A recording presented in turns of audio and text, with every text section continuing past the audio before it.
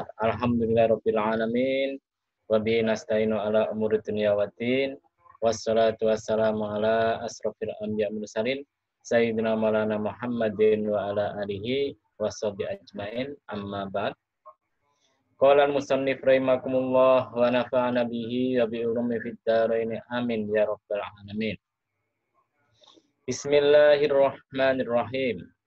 Bismillahi kelawan nyebut asmane Allah.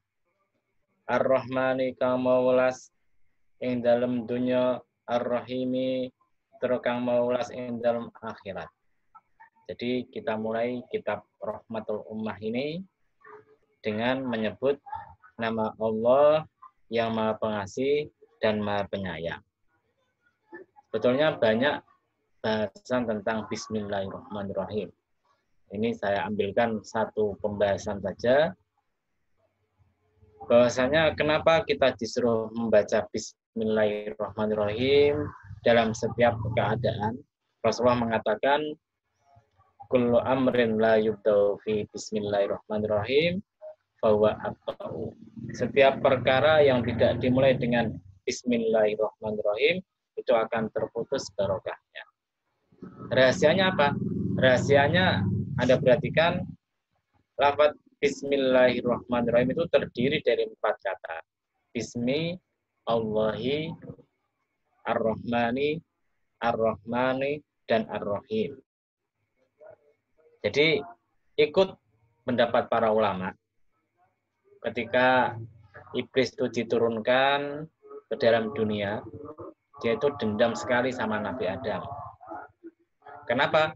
Karena gara-gara Nabi Adam lah iblis itu diturunkan di dunia. Maka dia mengatakan, la'aqwiyannahum ajmain. Saya ini sudah bersumpah untuk menyesatkan seluruh anak Adam.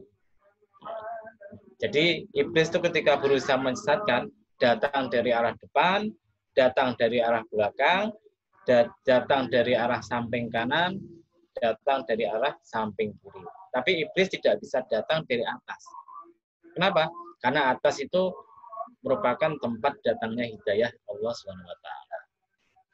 Karena itu kita disuruh sering-sering membaca Bismillahirrahmanirrahim agar kita terhindar dari godaan setan.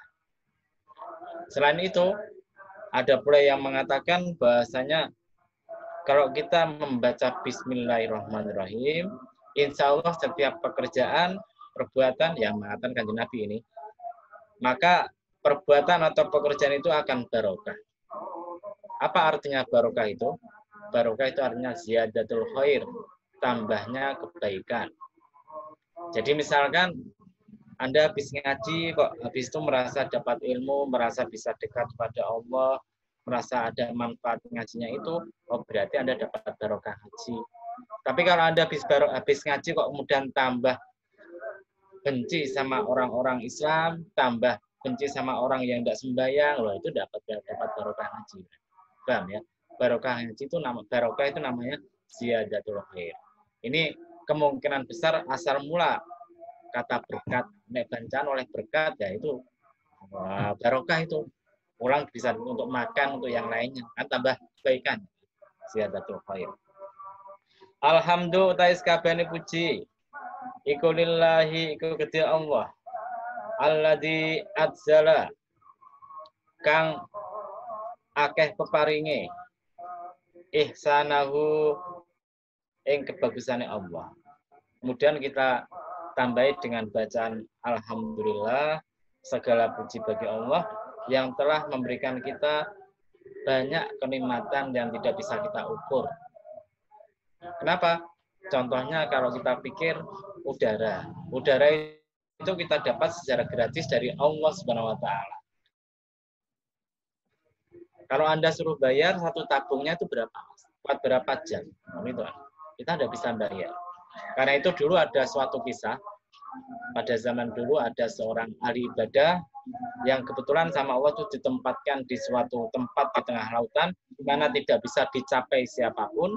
Ibadahnya luar biasa, kurang lebih sekitar 500 tahun ibadah, tidak pernah maksiat sama sekali. Terus Bagaimana minumnya? Padahal di tengah lautan. Minumnya itu Allah menciptakan semacam pancuran, di mana dia bisa ambil air dari situ. Dan di tempat yang dia tempati itu ada satu pohon apel kalau tidak salah. Dan setiap hari pohon apelnya itu berbuah satu untuk dimakan oleh orang ahli ibadah itu tadi. Maka pada waktu hari kiamat orang ahli ibadah itu dihisab sama Allah SWT. Setelah dihisab, ya sudahlah, kamu masuk surga saja dengan rahmatku. Maka namanya manusia timbul rasa rasa tidak terima. Wah, terus ibadah 500 tahun itu untuk apa? Masa tidak bisa masuk surga gara-gara ibadah 500 tahun? Maka Allah mengatakan, masuklah kamu dengan rahmatku saja. Hamba ini tidak mau, tetap ngayal, ya Allah, saya ingin masuk surga dengan amalku, dengan perbuatanku. Maka kemudian Allah memerintahkan untuk dihisap lagi. Dan hisap saja dengan kenikmatan matanya itu dihisap. Kemudian dihitung dengan ibadahnya, kira-kira cukup enggak? Baru matanya dihitung, kenikmatannya dihitung, matanya itu ternyata tidak mencukupi. Baru satu kenikmatan. Kemudian akhirnya gimana? Akhirnya ahli ibadah ini disuruh, sudah para malaikat bawa saja ke neraka ini. Maka kemudian orang yang ahli ibadah itu bilang, ya Allah saya tidak mau, saya ingin masuk surga dengan rahmat-Mu. Karena itu orang Islam itu harus tahu bahasanya sebetulnya yang menyebabkan kita masuk surga itu bukan amal kita, bukan ilmu kita, bukan sedekah kita, tapi apa? Rahmat Allah SWT. Kitabnya Ayyuhal Walad, yang nama lainnya, ada versi lainnya namanya Khulasatul Tasawuf, inti dari karangan. Beliau mengatakan bahwasanya betul kita masuk surga itu karena rahmat Allah SWT. Tapi untuk bisa mendapatkan rahmat Allah SWT itu, kita harus mempersiapkan diri. Ibaratnya kita ingin dapat air dari air hujan, siap ember. Kalau tidak siap ember kan tidak dapat air. Sama dengan itu. Kalau kita ingin dapat rahmat Allah SWT, kita harus siap-siap. Nah, siap-siapnya itu dengan amal soleh. Gitu.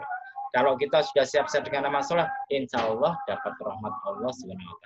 Karena Rasulullah pernah berkata, setiap dari kalian itu akan masuk surga dengan rahmatku, rahmatnya Allah. Maka para sahabat bertanya, wala anta ya Rasulullah, dan Anda juga wahai Rasulullah? Iya, saya juga masuk surga karena rahmat Allah, bukan karena yang lainnya. Jadi kalau orang sudah ngaji betul, dia itu tidak akan pernah benci sama orang yang mabuk, orang yang zina, orang yang berbuat maksiat. Dia tidak benci sama orangnya. Dia cuma benci sama perbuatannya. Sama orangnya biasa saja. Wa anzala lan nurunake sapa Allah Qur'anahu ing Qur'ane Allah. Wa bayyana lan jelasake sapa Allah fihi ing dalam Al-Qur'an. Qawaidah dinihi ing kaidah-kaidah agamane Allah. Wa arkanahu lan rukun-rukune agamane Allah. Summa jala maka keri-keri dadake sapa Allah ila rasulihi marang rasulullah Allah bayanahu ing penjelasane Al-Qur'an.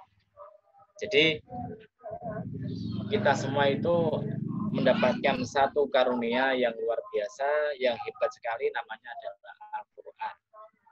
Al-Qur'an di sini ikut para ulama, ikut Kanjeng Nabi juga, berisi berita-berita orang yang terdahulu sampai orang-orang yang akan datang. Al-Quran juga berisi berbagai macam ilmu yang tidak bisa habis diselami oleh orang-orang yang mempelajarinya. Al-Quran itu juga mengandung pengobatan bagi hati-hati yang putus asa, bagi para teman-teman yang jomblo, bagi orang-orang yang sedang dalam kesusahan, miskin, tidak punya penghasilan. Al-Quran itu bisa jadi pengobat hatinya. Dan di Al-Quran itu Allah menjelaskan kaidah-kaidah agama Islam dan rukun-rukun agama Islam yang kemudian Allah menyuruh mengutus Nabi Muhammad sebagai Rasulnya untuk menjelaskan agamanya tadi. Kalau kita mempelajari tarikh tasawuf Islami atau sejarah agama Islam, kita akan tahu agama Islam itu sebetulnya didasarkan pertama atas namanya adamul haraj, tidak adanya kesusahan. Jadi agama itu tidak menyusahkan manusia. Agama itu justru ingin mengatur manusia supaya mencapai kebahagiaan dunia dan akhirat. Nah, karena itu dalam agama itu ada namanya azimah, ada namanya rukhsah. Azimah itu hukum asli, rukhsah itu keringanan. Contoh misalkan kita di rumah ketika sholat harus wudhu, kalau memang ada air. Tapi ketika tidak ada air, atau ketika kita sakit tidak boleh terkena air, maka ada namanya rukhsah, kemurahan supaya kita tayamum. Demikian pula ketika kita sholat diwajibkan berdiri. Ketika kita tidak mampu, maka boleh duduk. Tidak mampu duduk, boleh tiduran. Nggak bisa tiduran, boleh cukup dengan menggerakkan kepalanya. Tidak bisa dengan kepalanya karena stroke, cukup dengan kedipan mata. Agama itu tidak menyusahkan. Jadi kalau kemudian ada orang memperdalam agama kok kemudian jadi susah, nah itu salah jalan. Salah jalan. Orang yang belajar agama itu harusnya tidak gampang susah. Kemudian yang kedua, agama Islam itu ri'ayatu masolihil ummah. Agama Islam itu menjaga kemaslahatan, kebaikan untuk umatnya. Jadi setiap hukum yang diberikan oleh Allah, oleh Nabi Muhammad, oleh agama Islam, itu tujuannya untuk kebaikan manusia. Nah, ibaratnya agama Islam itu seperti dokter. Dokter itu ketika Anda datangi, Anda dikasih obat, obatnya pahit atau enggak? Masuk. Pahit toh, enggak enak rasanya. Tapi kan untuk Anda biar sembuh dari sakitnya. Sama dengan manusia. Manusia itu ketika sering di dunia ini berkumpul dengan berbagai macam orang, kadang terkena penyakit hati, kadang terkena susah dan lain sebagainya, maka Allah menurunkan agama Islam melalui Kanjeng Nabi Muhammad sebagai obat bagi orang-orang tadi. Jadi kalau ada orang kemudian masuk Islam, beragama Islam, ngaji, kok kemudian sama masyarakat keras, sama masyarakat tuh gampang nyalahkan, gampang menganggap bid'ah, sesat dan lain sebagainya, itu tidak tepat. Karena agama Islam itu tadi dasarnya adamul haraj, yang kedua menjaga kemaslahatan umat. Kemudian yang ketiga, agama Islam itu salah satu tujuannya adalah tahqiqul adli. Artinya apa? Membuat nyata akan keadilan antara sesama umat Islam. Jadi tidak ada perbedaan antara orang yang kaya dan miskin, tidak ada perbedaan antara orang yang piai dan orang biasa. Hukum Islam sama saja berlakunya. Ini sebagian dasar-dasar agama Islam, sehingga kalau zaman dahulu ini diterapkan oleh para sahabat. Meskipun ada beberapa yang tidak bisa, tapi kebanyakan para sahabat Nabi itu bisa semua. Karena itu zaman dahulu tidak ada masalah. Contohnya siapa? Contohnya Nafi Maula Ibnu Umar. Ibnu Umar itu salah satu sahabat Nabi orang Quraisy. Punya budak namanya Nafi. Nafi kemudian pinter, akhirnya jadi kiai. Padahal budak. Jadi zaman dahulu itu budak bisa naik pangkat gara-gara ilmu. Tidak hanya orang yang bangsawan atau orang yang terhormat saja. Fa'audhaha maka jelasake sapa Kanjeng Nabi. Dalika ing mengkono-mengkono agama qawaid dinihi wa arkanihi tadi. Fi hayatihi ing dalem sugenge atau uripe Kanjeng Nabi. Summa tafarraqu maka keri-keri padha pisah sapa sahabat ba'da wafatihi ing dalem sawise wafate sahabat. Jadi kemudian Kanjeng Nabi menjelaskan agama Islam kepada para sahabat secara berangsur-angsur, secara sederhana dan indah, secara manusiawi, tidak secara kekerasan. Nah, kalau kita perhatikan kan Rasulullah itu sebelum berbuat kekerasan, sebelum berperang mesti beliau melakukan namanya negosiasi. Nah, tapi ketika perang Badar kok bisa terjadi semacam itu? Perang Badar kan itu tidak sengaja. Aslinya Kanjeng Nabi itu menyuruh sahabat-sahabatnya untuk gampangannya mencegati khalifah rombongan dagang yang mau ke Mekah supaya mereka itu bisa diambil hartanya sehingga orang Mekah itu bisa susah sehingga bisa masuk agama Islam nanti. Tapi ternyata ketika kedengaran oleh orang-orang Quraisy bahwasanya kabilah dagangnya itu mau diserang, mereka menyiapkan pasukan, akhirnya terjadi namanya perang Badar tadi. Tapi sebisa mungkin kalau masih bisa negosiasi, Rasulullah selalu melakukan negosiasi. Sebisa mungkin. Kemudian kita kembali lagi pada bab kita. Rasulullah itu menjelaskan agama Islam kepada sahabat-sahabatnya sampai beliau meninggal dunia. Beliau meninggal dunia itu 11 Hijriah. Kemudian kalau kita lihat sejarah perkembangan agama Islam, maka kemudian kita lihat ada periode Kanjeng Nabi, ada periode sahabat tua. Sahabat tua itu siapa? Sahabat tua itu sampai Sayyidina Ali meninggal dunia. Jadi antara 11 Hijriah sampai 40 Hijriah. Pada saat itu yang menjelaskan, memberikan fatwa-fatwa itu para sahabat-sahabat yang terkenal, yaitu Abu Bakar, Umar, Utsman, Ali, Mu'adz bin Jabal, kemudian Ibnu Mas'ud, kemudian Abu Musa al-Asy'ari, kemudian Zaid bin Sabit, kemudian Ubay bin Ka'ab. Ini orang-orang sahabat-sahabat Nabi yang paling banyak fatwanya dalam agama Islam. Sampai zamannya Umar bin Khattab.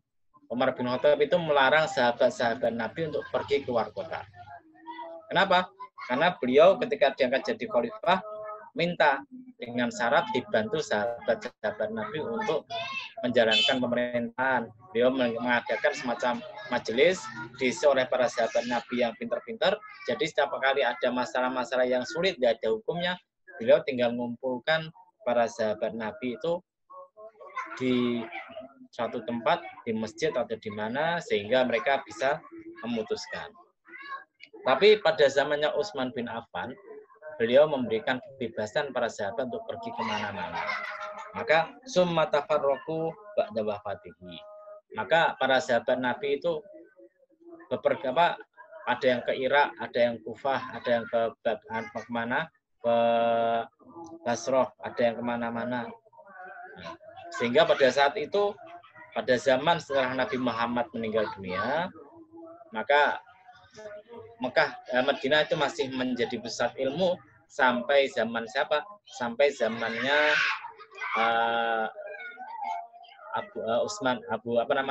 Umar bin Khattab. Baru ketika Utsman bin Affan menjadi khalifah, maka para sahabat itu banyak berpencar-pencar sehingga saat itu ada 7 kota di mana menjadi pusat ilmu Islam saat itu. Mana itu? Pertama Madinah, yang kedua Mekah, yang ketiga Basrah, yang keempat Kufah, yang kelima di mana itu? Kairo, Mesir, kemudian di Son'a, Yaman, dan yang terakhir itu di Damaskus. Nah, jadi itu tempat-tempat ilmu pada saat itu. Kita teruskan pada kitabnya. Summa tafarraqu maka keri-keri padha pisah sapa sahabat ba'da wafatihi ing dalam sawise wafate Kanjeng Nabi. Yabtaguna padha golek sapa sahabat minallahi saking Allah fadlahu ing keagungane ing kanugrahane Allah wa ridwanahu lan ridhone Allah. Falamma futihat maka semangsane den buka apa al-amsaru apa pira-pira kota wa alat lan luhur tinggi kalimat tauhid apa kalimat tauhid fil aktori ing dalam pira-pira negara wa dorobalan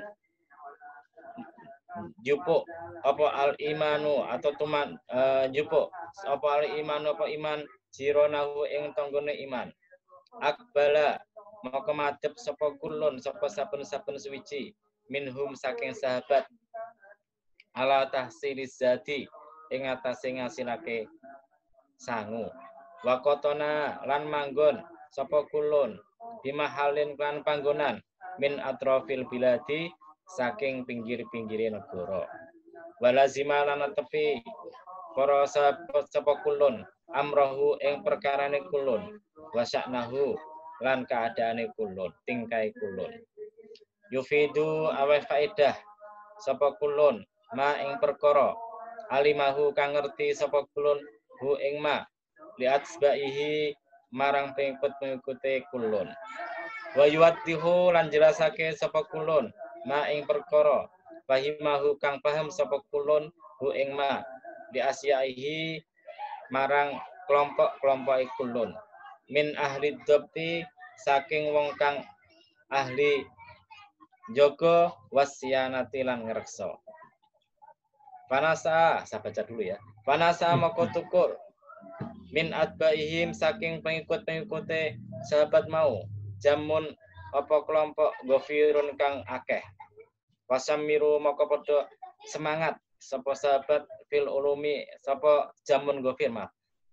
Fasamiru moko padha semangat sapa jamun gofur fil ulumi ing dalam ilmu-ilmu ayat tasmirin kelawan endi-endine semangat. Hatta balagu sehingga tumeka sapa kulun sapa jamun gofir minha saking ulum a'la makanatin ing luweh luhur-luhure panggonan. Wastahadu lan padha istihad sungguh-sungguh sapa jamun gofir goyatal istihadi kelawan bangete istihad fi taharris sawabi ing dalem goleki perkara kang bener wal muradi lan perkara kang den karepake. Talaban krono golek li ada il amanati marang nekani amanat kepercayaan. Fahtalafu moko padha beda-beda sapa jamun gofur bisid dati istihadhim kelawan bangete sungguh-sungguhe nemen-nemene jamun gofur fi talabil haqqi ing dalem golek kebenaran. Wa kana lan ono apa ikhtilafum apa perbedaane jamun gofur rahmatan iku dadi rahmat lil khalqi marang makhluk. Fasubhana maka kelawan mau suci. Fasubhanal hakimi maka kelawan mau suci zat kang bijaksana. Subhanahu kelawan mau suci Allah. Jadi maksudnya gimana? Maksudnya gini. Tadi sudah saya terangkan bahasanya para sahabat Nabi itu berpisah setelah zamannya Utsman bin Affan. Ada yang di Mesir, ada yang di mana? Ada yang di Baghdad, ada yang bukan Baghdad, ada yang di Basrah, ada yang di Kufah, ada yang di San'a Yaman, ada yang di Mekah dan di Madinah. Mereka semuanya menyampaikan ilmu yang mereka dapatkan dari Kanjeng Nabi sesuai dengan pengetahuan mereka. Dan mereka kemudian punya murid-murid yang cerdas. Akhirnya murid-murid ini mulai merangkum pendapat-pendapat para sahabat tadi menjadi satu bidang ilmu tersendiri, yaitu ilmu fikih. Sebetulnya kalau kita lihat pendapatnya kiai kita, yaitu Kiai Mahfur Utsman, beliau kan pernah menulis kitab namanya Sejarah Hukum Islam. Nanti yang dicari di Google itu ada, pernah saya tuliskan itu. Maka periode perkembangan fikih itu kan ada pertama periode zaman Nabi, yang kedua periode sahabat tua, yang ketiga periode sahabat muda dan tabi'in. Kemudian ada periode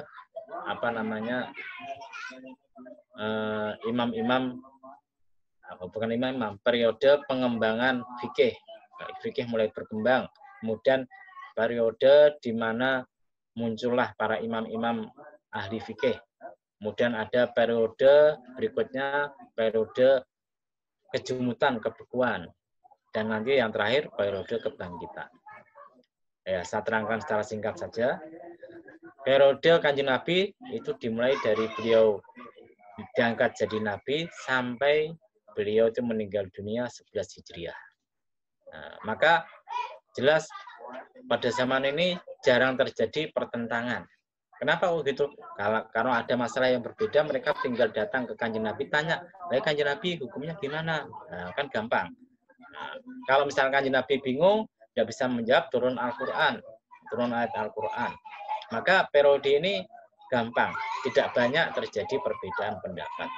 Kemudian setelah Kanjeng Nabi meninggal dunia, nah, timbullah periode yang kedua namanya periode sahabat tua, yaitu dimulai dari tahun 11 Hijriah sampai 40 Hijriah, di mana Ali bin Abi Thalib meninggal dunia. Maka pada periode ini sudah mulai terjadi perbedaan pendapat di antara para sahabat. Contohnya misalkan masalah wanita yang dicerai. Wanita yang cerai itu berapa iddahnya, masa tunggunya. Maka Umar bin Khattab dan Ibnu Mas'ud mengatakan 3 kali haid. Tapi sahabat Nabi yang lain namanya Zaid bin Sabit mengatakan 3 kali suci. Apa dasarnya? Dasarnya sama Al-Quran. Wal mutallaqatu yatarabbasna bi anfusihinna salasata quru. Orang yang dicerai sama wanita yang dicerai sama suaminya, dia itu menunggu 3 kali qur'un. Qur'un ikut sebagian ulama diartikan sebagai haid. Tapi sebagian ulama lain mengartikan sebagai suci. Nah, ini kebetulan Umar dan Ibnu Mas'ud mengartikan Qur'an itu sebagai haid, sedangkan Zaid bin Sabit mengatakan sebagai suci. Ini mulai timbul perbedaan pendapat pada zamannya Umar bin Khattab dan seterusnya. Kemudian setelah Ali bin Abi Thalib meninggal dunia, maka nanti ada namanya periode sahabat muda dan tabiin. Pada saat ini orang-orang yang hebat berilmu dari sahabat yang sudah tua-tua sudah meninggal dunia, tinggal yang muda-muda. Nah, semacam siapa? Semacam Ibnu Umar. Ibnu Umar itu adalah muridnya Ibnu Mas'ud. Nah, dalam sejarah diceritakan Ibnu Umar itu kalau mau ngaji ke Ibnu Mas'ud, dia datang ke rumahnya. Kalau rumahnya tutupan, ditunggu sampai pintunya dibuka. Tidak seperti zaman sekarang. Nah, zaman sekarang itu kalau murid datang ke rumah gurunya, rumah tutupan, didodok. Assalamualaikum, mau ngaji Pak? Mau ngaji, ya, gitu. Enggak, zaman dahulu Umar bin Khattab, Ibnu Umar kalau mau ngaji, nunggu di depan pintu rumahnya Ibnu Mas'ud. Belum dibuka ya, ditunggu. Kalau ditunggu lama enggak keluar-keluar, dia gelar semacam tikar atau apa, ditunggu sambil tiduran sampai keluarnya Ibnu Mas'ud. Nah, itu Mas. Zaman sekarang mana mau santri. Saya teringat sama zamannya Mbah Sandil Usman dulu. Mbah Sandil Usman itu kan kalau ngaji di Gang 3 itu selalu tepat waktu, selalu on time. Jadi jam 4 ya jam 4. Kalau misalkan sudah di musola kok tidak ada santrinya, ditunggu sampai santrinya datang, tidak pernah marah-marah. Nah, beda dengan ustadz zaman sekarang. Nah, misalkan datang pengajian jam 4 di tempat yang dijanjikan, kalau sudah ada muridnya pulang, pure. Ya. Ya, jadi ini bedanya ulama zaman dahulu dengan ulama zaman sekarang. Nah, maka pada waktu periodenya siapa? Periode sahabat muda ini mulai timbul namanya Ahlur Ra'yi. Ahlur Ra'yi itu orang Islam, orang yang benar fikih, tapi lebih cenderung pada logika. Ahlur Ra'yi. Ada yang namanya Ahlul Hadis. Jadi dia itu ahli fikih tapi lebih cenderung kepada hadis-hadis. Nah, maka kalau ingin lebih tahu mendalam, bacalah bukunya karya Kiai Mahfud Utsman yang berjudul Sejarah Hukum Islam tadi. Maka setelah zaman periode sahabat muda dan para tabiin tadi, nanti ada periode berikutnya, periode perkembangan madhab, di mana nanti muncul namanya Imam Abu Hanifah. Periode ini dimulai pada tahun 132 Mas Hijriah. 132 Hijriah itu nanti mulai muncul para imam-imam yang semacam Imam Syafi'i, Imam Malik, Imam siapa, Imam Hambali dan sebagainya. Barulah fikih itu mulai rame, mulai maju, banyak pengikut-pengikutnya, sehingga muncul banyak madhab. Madhab yang terakhir itu namanya imam madhab yang terakhir, mujtahid terakhir itu namanya At-Tabari, Imam At-Tabari. Beliau meninggal 310 Hijriah. Jadi ini adalah imam mujtahid mutlak. Jadi setelah Imam Syafi'i, imam yang lain-lain, imam yang terakhir itu meninggal dunia, itu adalah Imam At-Tabari. Setelah Imam At-Tabari, tidak ada namanya mujtahid mutlak. Yang ada namanya mujtahid muntasib. Apa bedanya mujtahid mutlak sama muntasib? Kalau mujtahid mutlak itu, dia punya metode sendiri. Dia punya cara pengambilan hukum sendiri. Tidak niru sama yang lain. Nah, maka produk fikihnya pun berdasarkan metode tadi. Tapi kalau mujtahid muntasib, dia itu tidak punya metode yang baru. Metodenya ikut sama gurunya tadi.